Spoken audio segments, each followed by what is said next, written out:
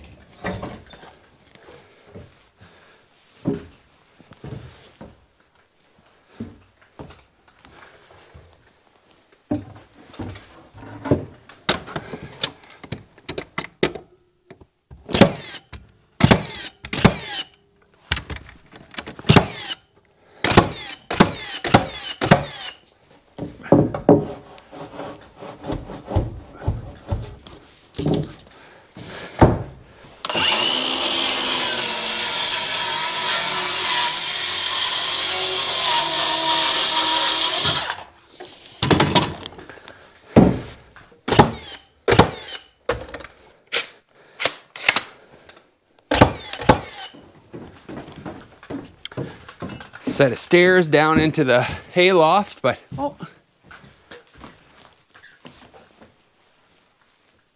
Hey, sleepy kitty, what you doing?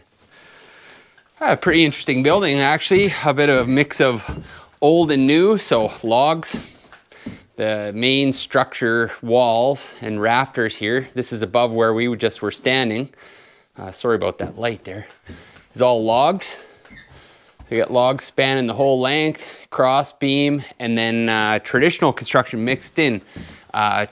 Just regular rafters for the roof structure, and a few other things mixed in. This was added.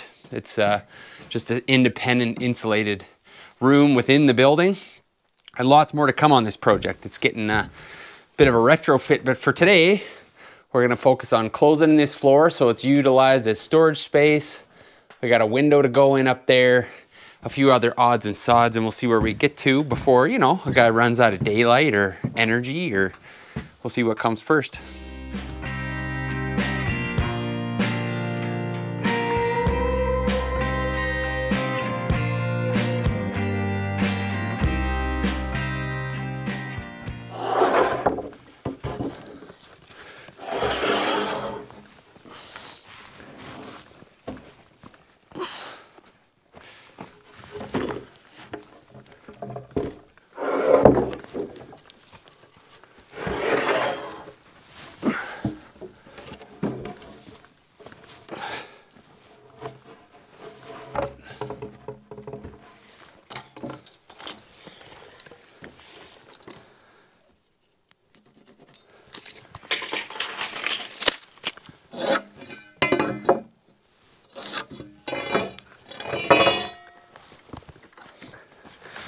Going with corded power today.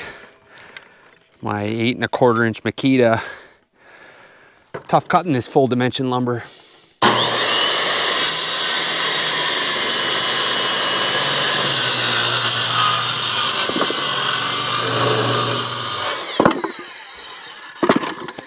Safe to say that would kill the poor cordless Milwaukee.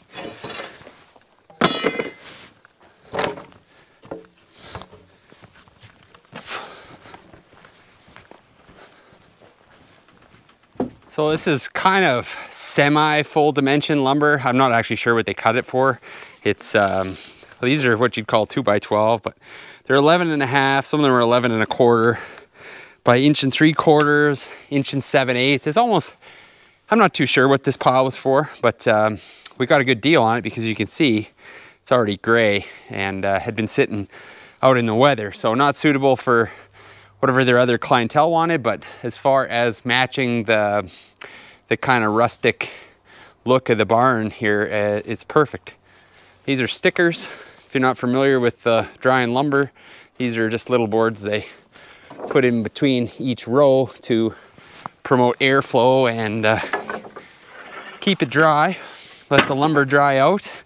Hopefully straight. This has all been pretty good so far, so we'll see how the pile continues.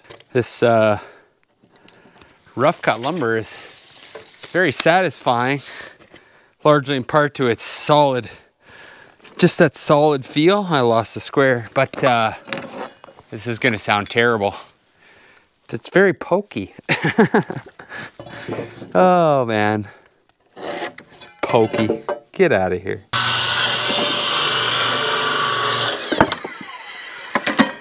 All right, well, we've made it to the end.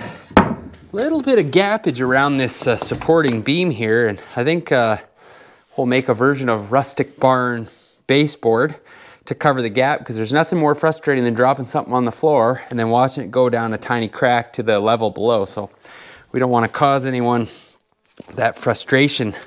So we'll just measure this up here. 9 plus 3 is an even dozen, if I am doing math correctly. So always double check. A laminated post, there's no guarantee that it's the same on both sides, because a little wider, because you know, it's just the nature of the lumber. So we'll give her an extra 1/8 of an inch there. There is a hole on the back side here. So what I've done, I've cut a piece of the matching rough cut.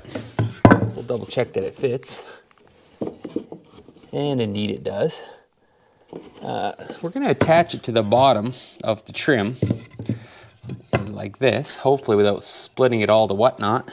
Then I'll go to the underside below and put a block or drive a couple nails in. It's really just to fill the hole.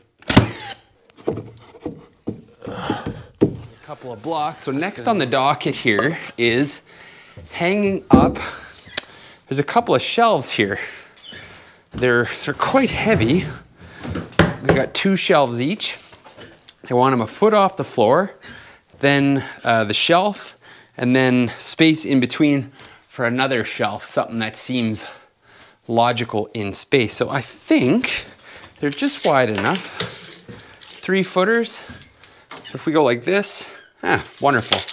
We'll go tight to this support post and it'll bring us out flush to this stud. I think that's a pretty reasonable use of space. So what I'm gonna go ahead and do, if you gotta hang, obviously not finished kitchen cupboards, that's a whole different scenario, but something heavy, a support block. So I'm gonna go ahead and lay this out, put blocks on the walls in the spots where that needs to go. So when I go to throw it up, I'll already have the screws in it, ready to go.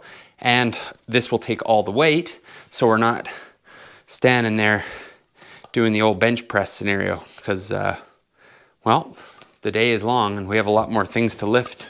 Best thing to do is double check the requested heights are gonna actually be functional. 3 and 3, that's 6. So we'll be at 7 feet already. That's not too bad.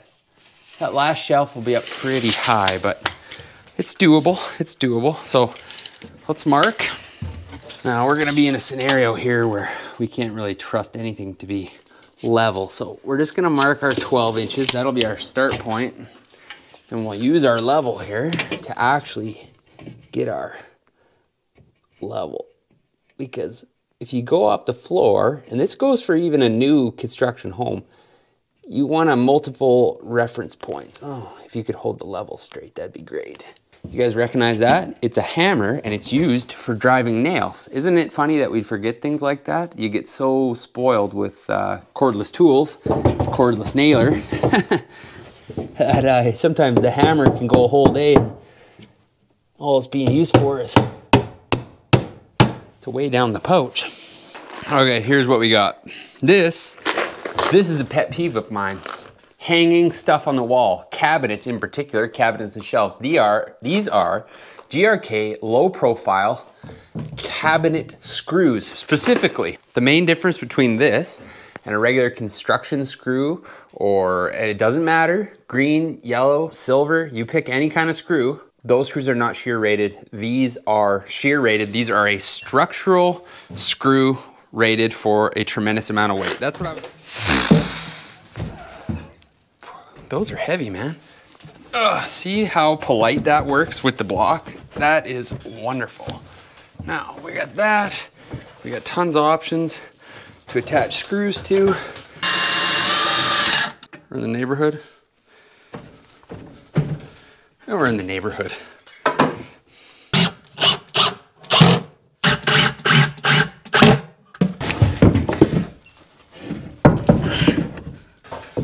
I think so. So far, so good. There, I'll get a few more in that. I need something to stand on. I have to grab my ladder and there you go. And just like that, there was light. That's nice. Ooh, the breeze is good. A little smoky, but that's not much you can do about that. There, that's nice.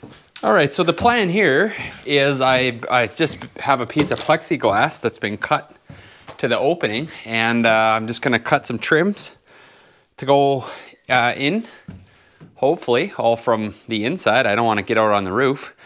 Pop the plexiglass in, and then we'll put another ring of trim on the inside, and that'll hold it in place, and that is it. Just having a little gander at the frame of this window opening here. I'm gonna go like this for a sec. You look at that header. You looked at it, pause the video, and in the comments now, you tell me what's wrong with this header setup. So you got a header, right? And you got a king stud here, and then the jack stud doesn't actually go anywhere. So there to here to nothing.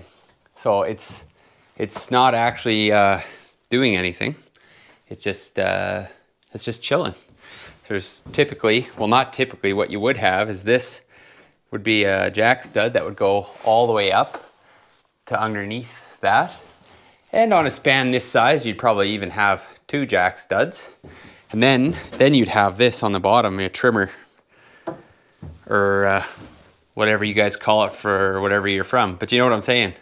The header has to be carried down to something that's actually supporting something. But in our case, it don't make no difference.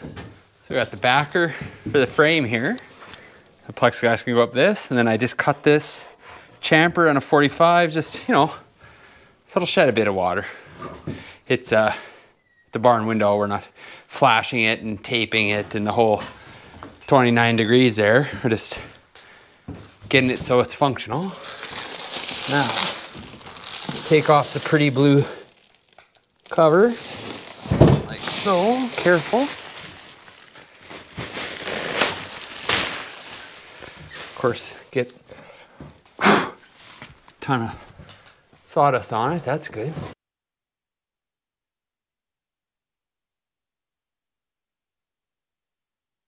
Just so bright. Should have done that first before the floor. I don't know if you caught it in the pic, but from here out to there, totally open trap hazardous operation as well. Ah, look like that. So we got what? 1, 2 1/3 boards left to go. It's going good. And I love the look. Here's the original floor. See? I mean, you can tell it's not quite the same, but it would have looked, you know, if we'd have used lumber like that, then we would have lost the whole aesthetic. We still have that rough cut feel. So, we're gonna finish the floor. We need to make a holder for all these T-posts she's asked for. And then we're supposed to do something with this as well. See, it's not all about heavy construction. Sometimes nice folks just need help with simple things, you know? We're happy to do so. I am anyways. Get your foot in that. Isn't that nice? That's awesome. Oh, and bam, that building right there. I don't know if you can see that. See that poking out? Yeah, I built that. Go check it out. Flying a Gigantic Truss Roof is the name of the video. And we lifted the roof on that building in 2 pieces, me and a crane truck driver. So you don't need a lot of helping hands. You just need a couple guys that pretend to know what they're doing. That's all. Anyways, let's get back to cutting this rough lumber. It smells good. It's sturdy. Come on, look at that. Look at this. You ain't finding that at Home Depot. It's the real deal. Robust. Oh, and if you're at this point in the video and you're like, the audio doesn't sound the same, it's because it's not. Rode microphone. Does your battery life decrease the older the unit gets? It could be. The winter months were hard on them, I'm not sure, but that is the door now. Done. We need to make a holder for these. They've got some livestock.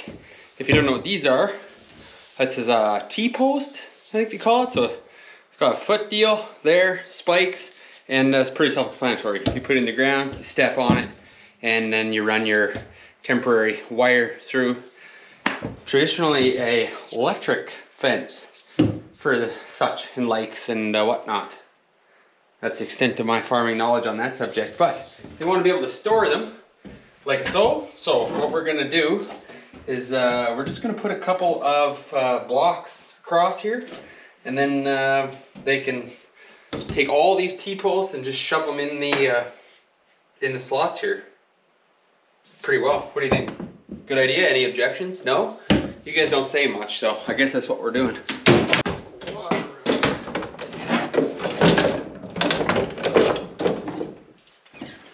Another little cute project here. Somewhere to hang stuff. So you see what we got going on there. Kind of matches that rustic feel.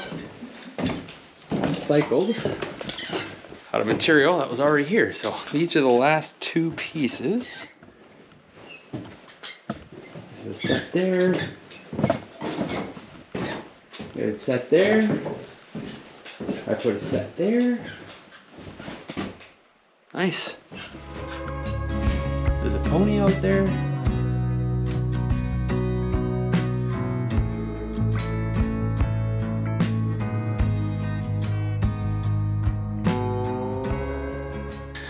All right, well, that's gonna wrap that up for today. We're gonna get a lot more familiar with that barn in the future, as it is going to require some modification. Oh, I should check to make sure we didn't leave anything that's gonna fall down. No, a lot of times I leave stuff on the bench and it leads to disappointment in the way of broken tools. Anyways, the barn needs some modification so it can house the animals. Horse, goats, kitty cats that you saw in the video. We got to make it so the floor can support the weight of the horse. So there's going to be a bit to that, of course. And of course, making it sealed up so the draft and the snow and the doesn't come kicking out. But I mean, who could leave the scene without having one last look at this gorgeous building? Isn't that nice? It's just beautiful. It's just beautiful. Gravel, did the gravel pad. That was just a few weeks ago. Spread it, compacted. Our good friend Garth and his equipment was here with his skid steer. I ran the packer and we got that done, and that was kind of the final touch to get that building. I just love that building. It's probably one of the my most favorite buildings we've made, because it's just sharp. I think I say that about every building I've built.